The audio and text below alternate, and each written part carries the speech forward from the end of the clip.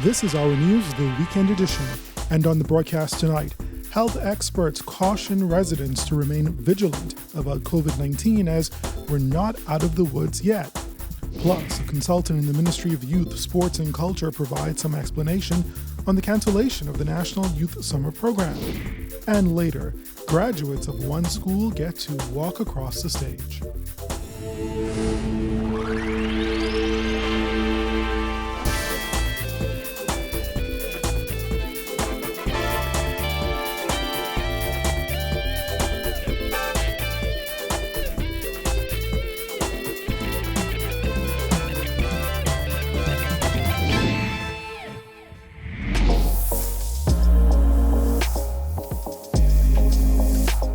Our news is brought to you by Alive. Good evening, everyone. I'm Andrew Knowles, and thanks so much for joining us. While the number of COVID-19 cases continues to decline and the curve flattens, two senior health officials are cautioning Bahamians not to let their guard down. The warning comes as the country is only days away from its anticipated July 1st reopening after a 3-month border closure. It's been roughly 2 weeks since any reported COVID-19 cases. To date, there are 7 active cases with no hospitalizations.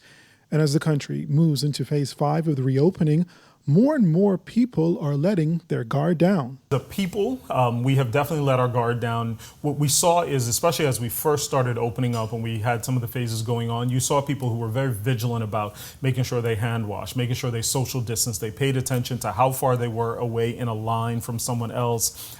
They made sure that spacing was going on. They would wear their masks no matter where they went. As we have continued to open and more places open, you see less and less of that happening. 24 U.S. states have seen spikes in COVID-19 cases in recent weeks. And as the borders reopen next week, Deputy Chief Medical Officer Dr. DeLon Brennan says there is the expectation of more cases, given that it's our largest tourist market. The important thing is that we maintain our ability to contact trace around it. So when persons do come in, we have all of their information. We know the contact information for all the people that traveled on the same conveyance that they did, whether that was a boat or a plane. We know everyone so that we can get in contact with those people as well. And then we'd be able to find out from them, where did they go? Who did they come into contact with as best as they can remember so that we can do appropriate contact tracing around that. So we expect that there will be cases. This is not an if it will happen, but it's what our approach is going to be when we do so. All incoming visitors must submit a negative PCR test within a 10-day window of traveling here. It is not the ideal. No one, using the science would say that the ideal time is 10 days.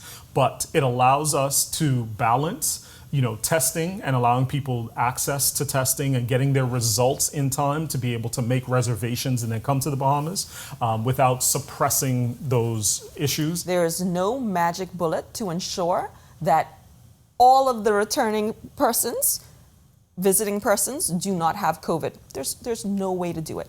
There's no 100% sensitive test that can say every last person that travels in that's tested does not have COVID.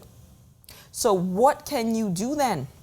The only thing you can do is try to mitigate or minimize the risk. Regardless of those traveling abroad or staying at home, Dr. Forbes is encouraging vigilance. And so I am reminding everyone, all of us, that we have to continue to keep distance 6 feet away from people, cover our nose and mouth when we're in public, try to avoid crowds. That gets very important. If we can do that correctly, we will not see a surge of cases in the second wave. And a lot of that power lies in our hands and our decisions that we make and what we do. Meantime, as we're days away from the reopening of our borders, Prime Minister Dr. Hubert Minnis will make a national address tomorrow. That address will be carried live on RTV channel 212 at 3 p.m. With 3 named storms already, the 2020 Atlantic hurricane season is shaping up to be a busy one. Met Office Chief Climatological Officer Mike Stubbs says while nothing has affected the Bahamas as yet, Bahamians aren't to let their guard down. Based on the sea surface temperature alone, we know that based on that, as well as the absence of the El Nino phenomenon, yes, we still can anticipate a pretty active tropical cyclone season for the North Atlantic. The Saharan dust plume that passed through the southeast Bahamas and parts of the Caribbean acted as a deterrent to tropical cyclone activity. Stubbs says while that was good, it won't be around for the whole summer. Even though the dust, right now, the dust is a temporary, basically, it provides a temporary means of subduing the formation of cyclones. It's not going to continue throughout the whole hurricane season. The Ministry of Youth, Sports and Culture providing some clarity on the cancellation of the National Youth Summer Program. The ministry announced the decision to cancel the program this week without any explanation as to why. Our news spoke with Youth, Sports and Culture consultant Sandina Neely on the matter. On June 24th, a press statement would have been released, and out of an abundance of caution, the government has decided to cancel the summer program. We know that everybody was excited about it, and we to apologize for the inconvenience that was caused. Our news understands that over 1,000 students had already applied for the job program. Neely also revealed summer camp won't be happening either. The summer program includes the youth camps as well as the employment, and so the entirety of the program has been canceled. So all aspects has been canceled at this time. Meanwhile, Education Minister Jeffrey Lloyd expressed concern over the amount of free time students will have on their hands. You know, our school exams, exit exams, begin in July the 13th. So we're going to have about 15 or so thousands of our students who will be occupied doing the exams during the summertime, 15. But we have about 65,000 students registered across the system, both private and public. That still means 50,000 students who will not necessarily be occupied by exams. They need to be in some kind of program during the summertime to keep them skilled, to acquire new skills, and also to stay current with their education. In other news this evening, with big projects potentially on the table, a local environmentalist is pushing the development of a sovereign wealth fund. Giorgio Bain reports. As environmentalists voiced their concerns over the 3 project proposals for North Andros, Executive Director of the Bahamas National Trust, Eric Carey, who has come out against the current proposals, said it's time for the government to seriously look at developing a sovereign wealth fund. We should be having more discussion about a sovereign wealth fund. So if you're using a natural resource that really belongs to the people, that some of the payback should be to a sovereign wealth fund that will then directly benefit Bahamians. Either payback to Bahamians directly, like is done in certain countries, I think like in Norway as an example, other places have sovereign wealth funds, or these sovereign wealth funds are used for the benefit of the community, the people more broadly. With one of the projects proposing the use of 500,000 acres of land, inclusive of 5 of the 6 national parks in North Andros, and the mining of aragonite, Carey suggested that if the government were to go through with such projects, it should benefit residents. That is something we have to really look at for all of these projects, which are proposing the utilization of significant amounts of natural resources, that we have a more serious national discussion about a sovereign wealth fund and more benefits going to more people than to just a single investor. And I think that then doesn't take away the environmental impact, but it certainly makes more people feel like they're being personally paid, compensated, their welfare is being looked after, and they are beneficiaries of the use of their natural resources. Carey was asked if he believes the views expressed by environmentalists are taken seriously. I think that a lot of the views are taken into consideration. I think what is frustrating for a lot of environmental groups is that not all of our recommendations are considered, are taken on board, and sometimes the project does not change significantly to reflect that.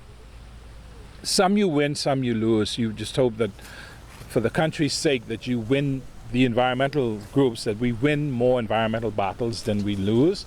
Reporting for our News Weekend Edition, I'm Giorgio Bain. In less than 6 months, the penny will be demonetized and will no longer be considered legal tender in the Bahamas.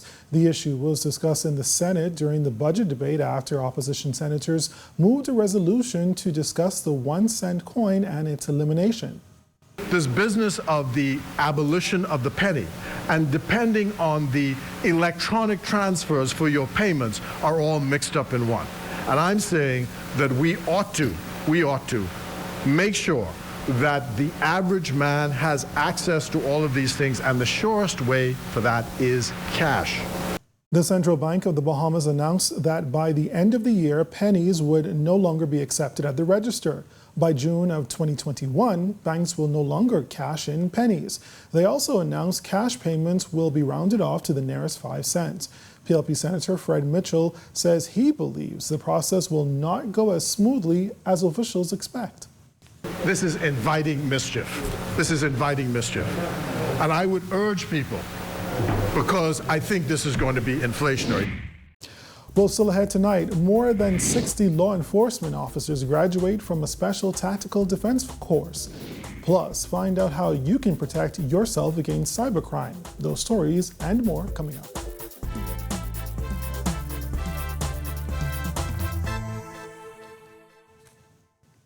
Do you need to make payments to your bill but need to do it via wire transfer?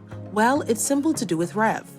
You can make domestic or international wire transfers to pay your bill. Simply go to my.rev.bs and sign into your My account. Next, scroll down to the bottom of the page and click Download on your bill. Information is provided at the bottom of the bill, such as what the SWIFT number would be if you or someone else is making an international payment. Stay connected with Rev. Anytime, anywhere.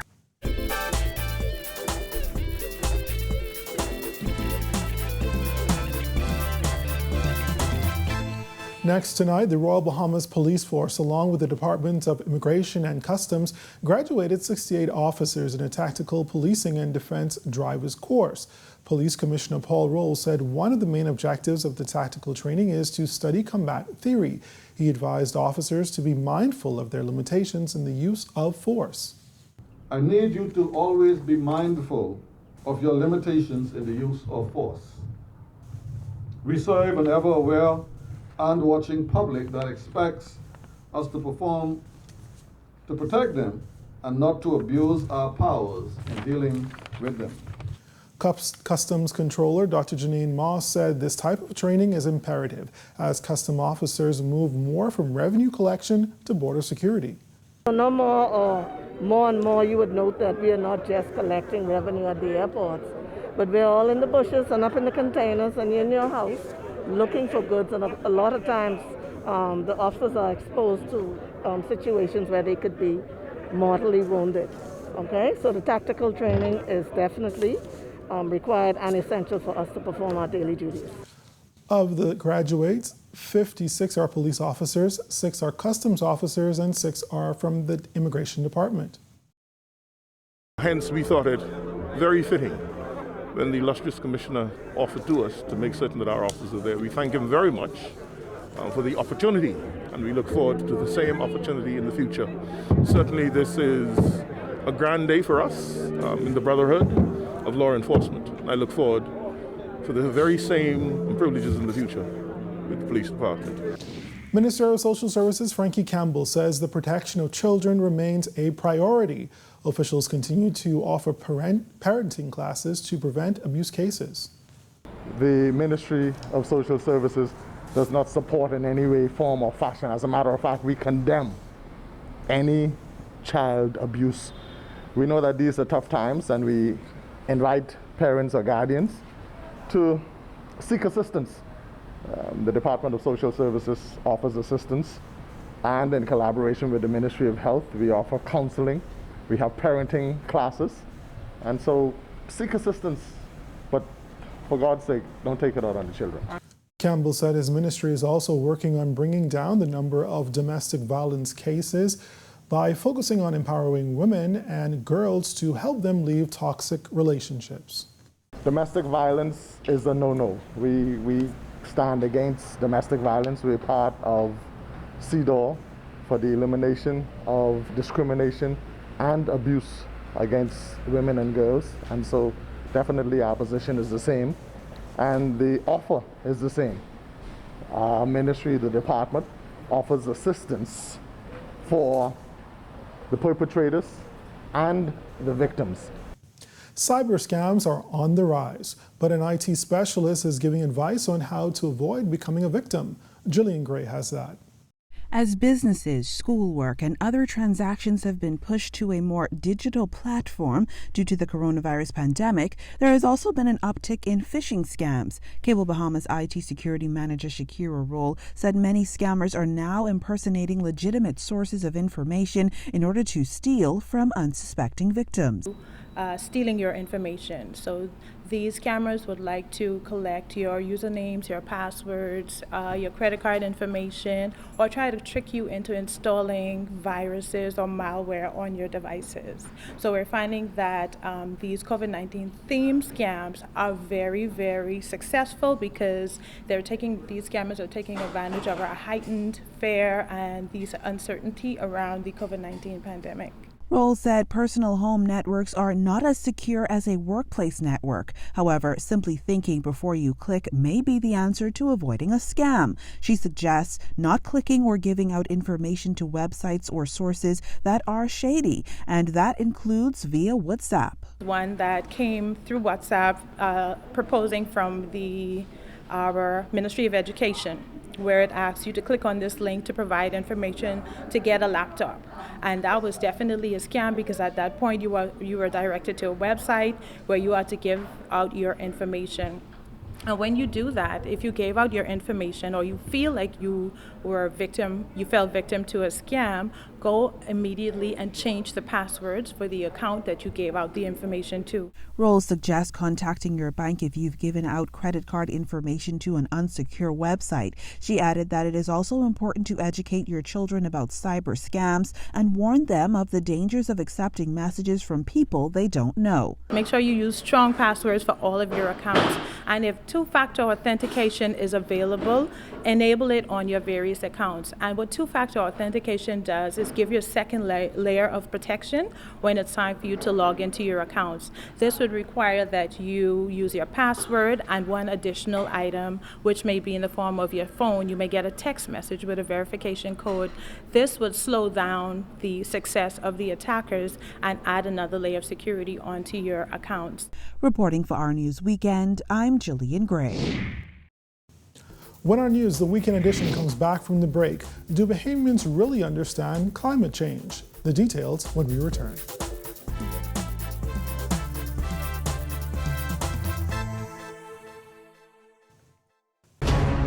So the project really pays itself back. Correct. They set up at the conference, the school.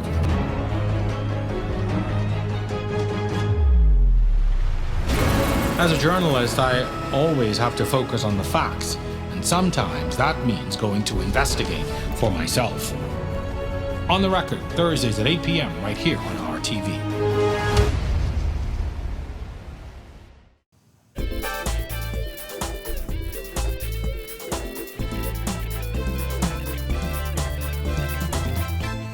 Welcome back to Our News, the weekend edition.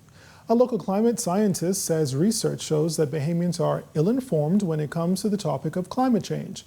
Dr. Adele Thomas is the director of Climate Change Center at the University of the Bahamas. She says most Bahamians correctly associate climate change with more powerful hurricanes.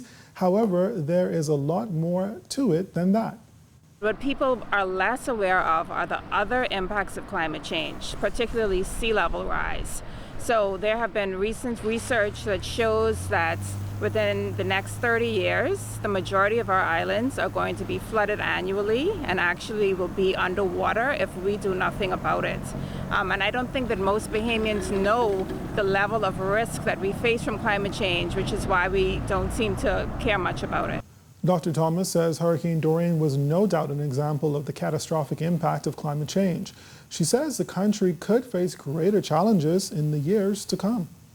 Bahamas is actually considered one of the top 10 most vulnerable countries in the world to climate change, and that's because we are an archipelago of small low-lying islands.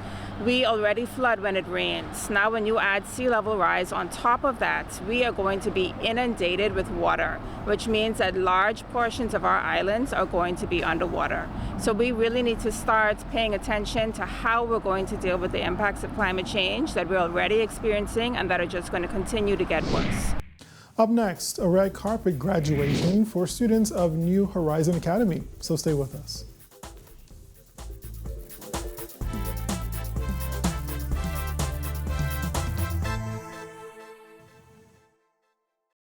As world markets reopen, now more than ever, people are looking for ways to improve their health, fitness, and overall well-being.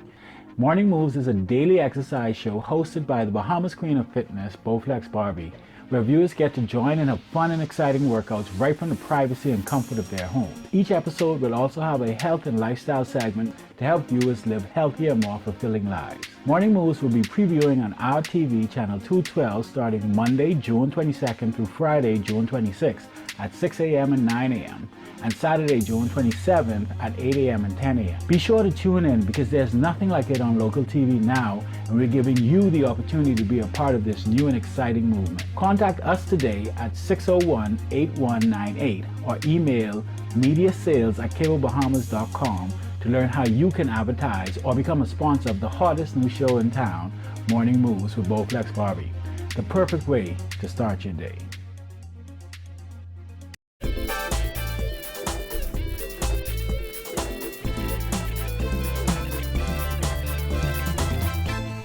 While most schools were forced to hold virtual graduation ceremonies, one school rolled out the red carpet for its graduates. The graduating class of Horizon Christian Academy got the opportunity to walk across the stage and receive their diplomas recently. It was an exciting time not only for the graduates, but the proud parents and friends who gathered at the Church of God Auditorium to witness the milestone. This is a time when all those sleepless nights and random breakdowns become all worth it. This is the most memorable yet sentimental day of our lives. The graduation ceremony was held under the theme, Looks Like We've Made It. The school's director, Chanel McPhee, left the graduates with this bit of advice. Push through hurt. Push through disappointments. Push through heartaches. Push until you get to your goal. One thing I can say, I am a proud director today because God has connected me to you, grade 12, the future leaders. Taranique Evans was named valedictorian, while the salutatorian award went to Selena Roll. And congratulations to all of those graduates.